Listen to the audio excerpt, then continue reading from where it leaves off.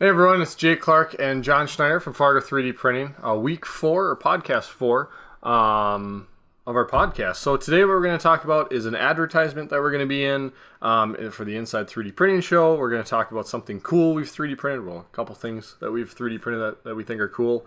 We're going to talk a little bit about printing on the CubePro and the CubePro in general. And then that's what we'll have time to cover today. So advertisement, John, what are we going to be in? Yeah, so this is the 3D Printing and Additive Manufacturing Journal. So it's a peer-reviewed journal. So it's a pretty interesting publication. Goes really in depth in a lot of 3D printing research. Just an example of one of the article titles to give you a feel for it: Water-based robotic fabrication, large-scale additive manufacturing of functionally graded hydrogel composites via multi-chamber extrusion. So this is some pretty heavy stuff. We are just on the inside front cover. So if you have a copy of this, definitely take a look at that. This is also going to be at the Inside 3D Printing Expo. I believe it's going to be handed out to every attendee there.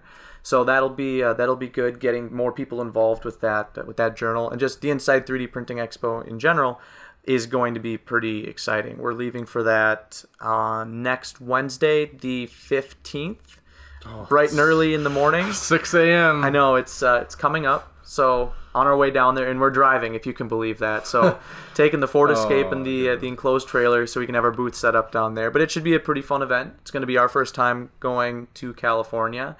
I believe we're actually going to make a stop in Colorado to tour the LulzBot facility on our way down there. So that's in Loveland, Colorado. Pretty stoked about that. Yeah, so that should be good. Spending some time then driving across the desert to get to California, and I'm sure it'll be a very fascinating drive.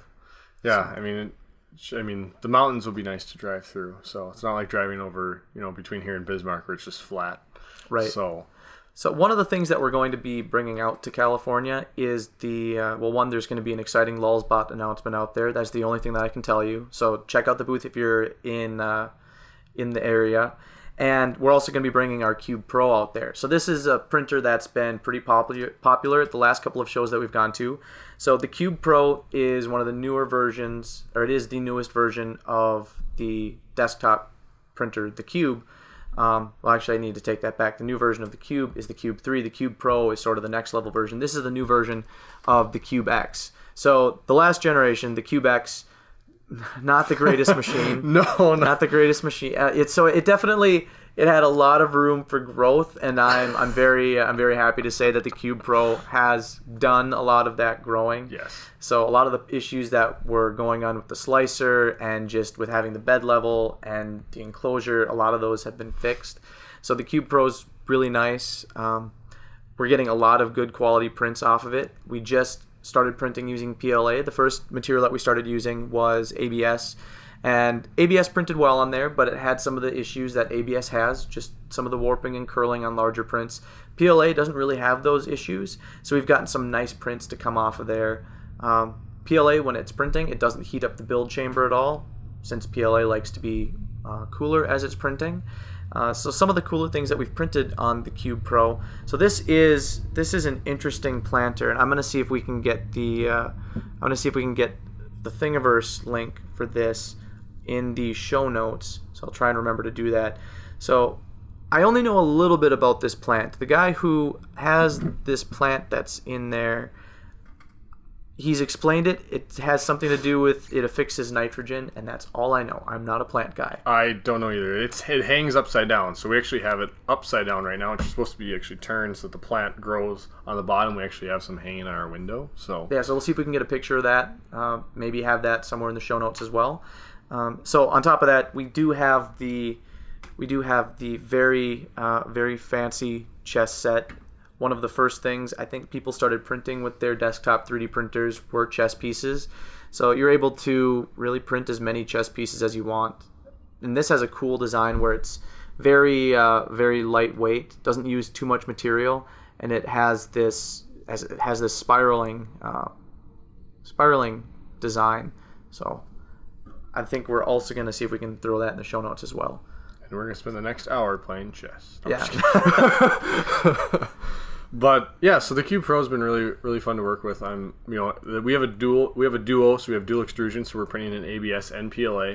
We printed the raft in ABS, so that was actually really helpful in separating the PLA architecture building that we've been printing away from the raft, where sometimes you have the raft really adhere to the build where it didn't happen, which was really nice with that. We are still waiting on our ultrasonic support bath to do the soluble support solutions with the ABS and PLA. Once we get that, we'll give you guys more info on that. But yeah, so the way that works, what you would do is you would print your actual model in ABS and then use the support or do the support structure in PLA. Then it's a what's it called?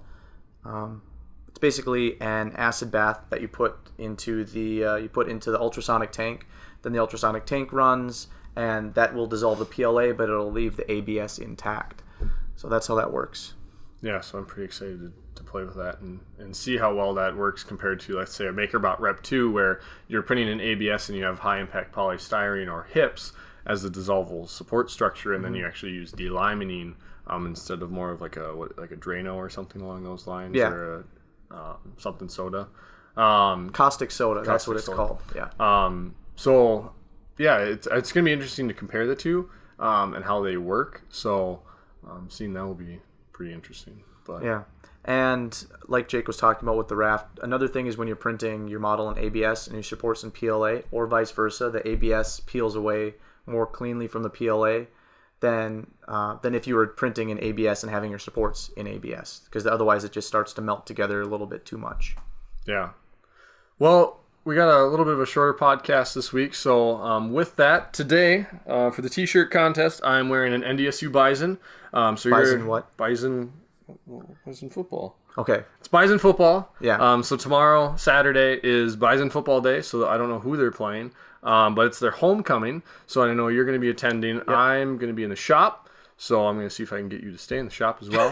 I don't think that's going to happen. It's not very likely. But, so they're playing. It's going to be great to see their homecoming. I went to one of their first home games. It was great down in the student section. But so they're entered in. Ben Bernard over at the architecture department. We're going to give a shout out to him. We'll throw your name in there for the free filament this month.